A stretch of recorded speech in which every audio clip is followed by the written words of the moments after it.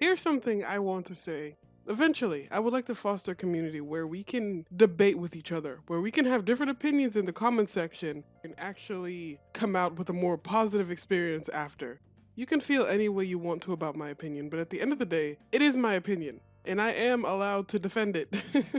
Okay, back to your regularly scheduled program. So I just watched the Five Nights at Freddy's movie, and it was a movie. It was not the worst movie I've ever seen, but then again, my criteria for bad movies is pretty skewed. It might also help that I'm not the biggest fan of Five Nights at Freddy's. I've never played a single Five Nights at Freddy's game in my entire life. What I did do, like millions and millions of people, I watched Markiplier. And I also watched around maybe the first 10 videos that Game Theory made on the lore of the game. I think the lore of the game is really fascinating. And I think a movie had the potential to actually be a very, very good horror movie. That's not this movie.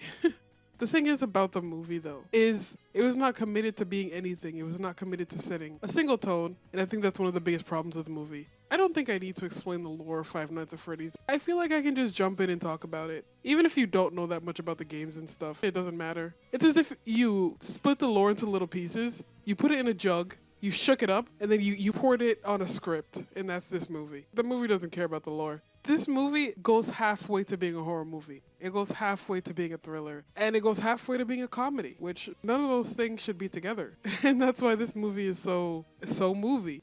The first 30 minutes of the Five Nights at Freddy's movie, I guess I should explain. So, Mike Schmidt, this kind of loser in life, you can say. He can't hold a steady job. He has to take care of his younger sister because both of his parents are dead. His aunt wants custody of her in order to get a monthly check from the state or something. I don't really understand it. Because it's like, would the state give you a monthly check for your own relative? I don't know if the state would give financial assistance for that, but I mean, the movie needs that to make the aunt a villain, so.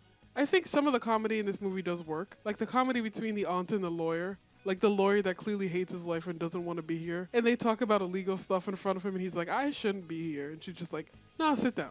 That was funny. The comedy that doesn't work is all these dead children having a dance party. Because nothing is funnier about dead children stuck in animatronics than making them have a dance party. Hilarious. Peak comedy. Don't do it again. Like the potential of this movie. Like halfway through the movie, I just couldn't stop thinking about what to do to fix this. Like the fixes that I'm thinking of, you wouldn't need to just remake the whole movie. Reimagining the lore can work, and I say this because I've also seen the Dora the Explorer movie. It's actually a real shame that that movie came out around the time of the live-action Pokemon movie, because the Dora the Explorer movie is actually really, really good. In my opinion, of course, I have to add that asterisk. I did not say that word right. That movie is really, really good, and it just turns Dora the Explorer into a comedy. Like, Dora is mentally ill in that movie. And it takes Dora and her, talking to the audience, breaking the fourth wall, and just turns that into mental illness. And it's hilarious, because the movie doesn't take itself seriously. But we're not here to talk about Dora the Explorer. So, Mike Schmidt, he has had a little brother who went missing when he was a kid. He was supposed to be watching him, and somehow this kid got kidnapped. He just kind of had to watch it happen. He could never get over that he let his little brother get captured. Didn't particularly care for what the movie did with it, but as a premise, I think it's fascinating. Also, using the name Mike Schmidt and basically making him an original character is so bold and wild, especially considering who Mike Schmidt is in the lore. Wild.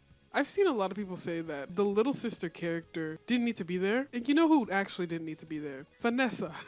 Vanessa was definitely deployed 1 or 2 movies early, and also turning her into a good guy is interesting. It's a way to do that, definitely. And making her the daughter of William Afton is also a choice. It's not a bad choice, it's not a good choice. It's a choice that they made. Look, either have Vanessa in the movie or have William Afton in the movie, but having them both in the movie made the ending scenes with William Afton the worst parts of the movie. Because in this, William Afton is alive. He is actually a flesh and blood human being. And surprise, surprise, at the beginning of the movie, he's the one who gives Mike the job to go work at Five Nights at Freddy's because he's very desperate because his aunt is threatening to take him to court. She basically gives him like papers to sign over custody of the little girl. He says that the little girl is mentally ill, but she just has superpowers. She sees ghosts, it's fine. The ghosts of the dead children, it's fine. She's basically the crux of the second half of the movie. And I don't mind that because my idea is also centered around her. But we'll get to that. I'm still explaining the lore. We'll get to that. So William Afton is the one who gives Mike his job because I guess he wants to finish off the family, which is very silly. Because if William Afton was that determined to murder Mike, being his job officer, he definitely has his address. You know, just break in one night, give him a couple stabs, that'd be the end of that. But you have to lure him to this attraction so that your animatronic ghost children can kill him. That is a way to do things. It is a way to do things. What happens is the animatronics are trying to sacrifice Abby to make her one of them. I'm not sure how that would interest William Afton because he wouldn't be doing the killing himself. That's what the movie decided to do, so that's what they do. They try to sacrifice her. Her brother comes to her rescue. Vanessa gives him a stun gun, is like, electricity is their weakness. He tries to electrocute Springlock. Oh no, he's flesh and blood, cannot be electrocuted. So Abby, she snaps the animatronics out of his control by making them realize that Afton killed them, which since they didn't explain how the control works, you just have to kind of shrug and accept it. And so they snap out of it. The cupcake bites his suit and it makes the Springlock, but it's lame. There's no way to replicate how the games did it, but I think if they were going to have him in the movie, he should already be dead. The thing that's kind of a real shame about this movie is like the set design and the costume design and the animatronics actually look really good. And it's kind of a shame that the script is what it is when so much effort and passion clearly went into the look of things to make it look really good in live action. And it does look really good in live action to an extent. When the first poster came out of the Five Nights at Freddy's movie and it had those animatronics with the red eyes, I was one of those people who's like, all right, give it a benefit of the doubt. You know what? They were right. I was wrong. It slashes in half the intimidation because every single time that the animatronics' eyes glow like yellow reddish, they just look high. I'm sorry, they just look high. And this is coming from someone who has never gotten high. Every scene with them going to kill someone is instantly 50% less scary because they just look high. Also, remove Chica's cupcake. Because when the cupcake attacks people, it looks awful. Also, Foxy doesn't run, which is a shame. The idea of the animatronics running down the hallway at full speed towards you, and I think only Foxy does it. Because I think the first time anyone sees Foxy do that is probably the scariest moment of the game. So, the easy fix for the Five Nights at Freddy's movie. Make Abby dead.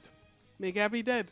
I want to say that if you're going to do this, you have to commit to the genre. From the point that Mike is served those adoption papers, Abby should die shortly after she goes to live with her aunt. But she, of course, would not tell the brother this because he would lose his mind. He's already like in a fragile state because of what happened. He already lost one sibling. He should be so traumatized by this decision because he wants to do what's best for her. By providing her a better life, even if the aunt is doing it for the money, it's still a much better life than living with someone who can't care for her properly. Like, he should do it, but the movie should just not mention what happens. Like, he should get served those adoption papers, and then the movie, like, cuts to him at home, like, tossing them in a drawer or something. And we never see whether he signs them or not. And we also see Abby there. Like, she's still there. We should be in his head thinking that Abby is alive. Thinking that she's fine. I know the budget for this movie was not that high, so I'm not going to be like, okay, we should go to space now.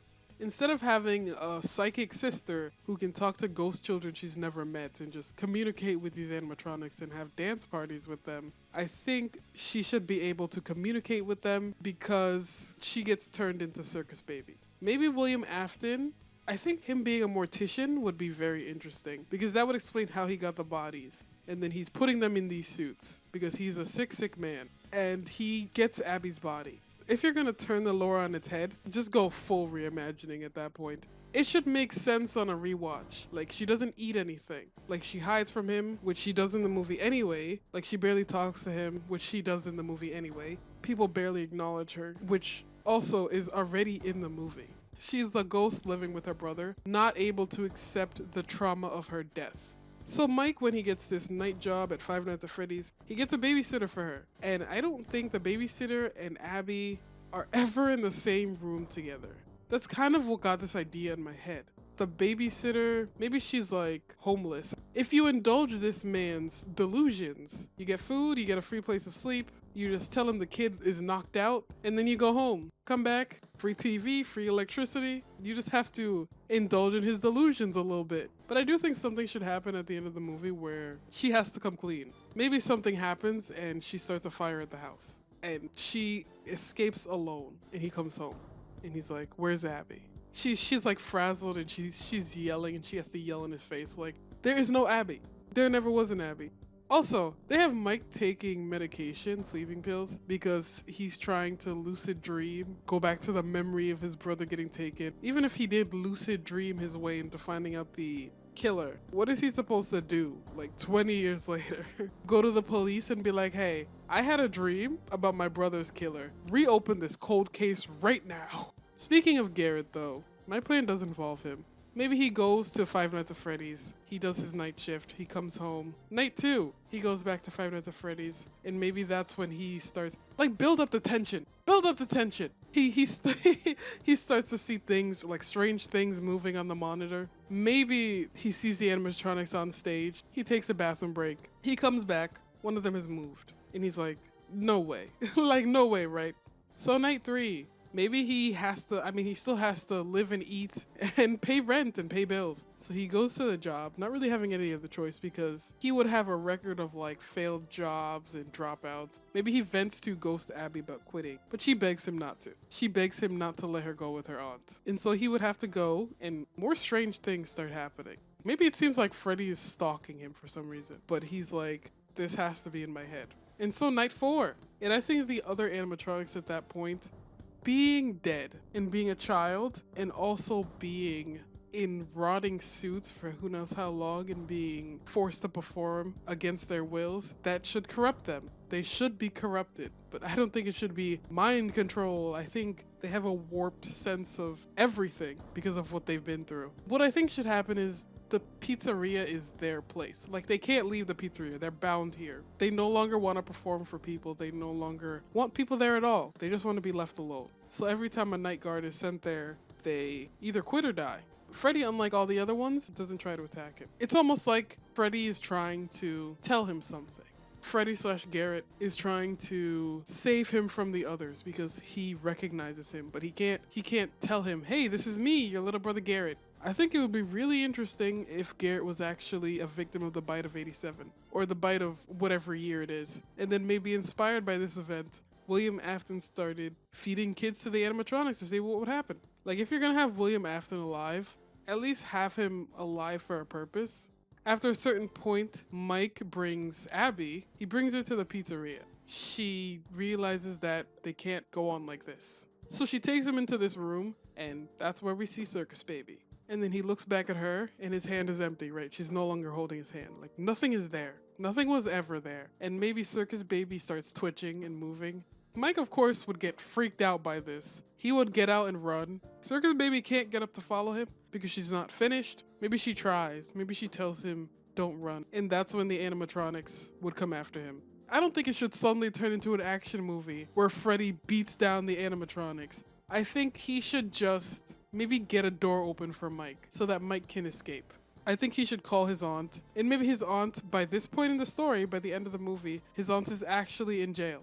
I don't think there needs to be a good ending, quote unquote, because there's really not for Five Nights at Freddy's. Even in the quote unquote good ending where all the animatronics in Springlock, they get burned, Security Breach kind of undoes that happy ending. Even if you take into account the DLC, which kind of retcons the retcon, I mean, there's still Glitch Trap. If you really, really want an open end, have Mike escape and then promise to come back.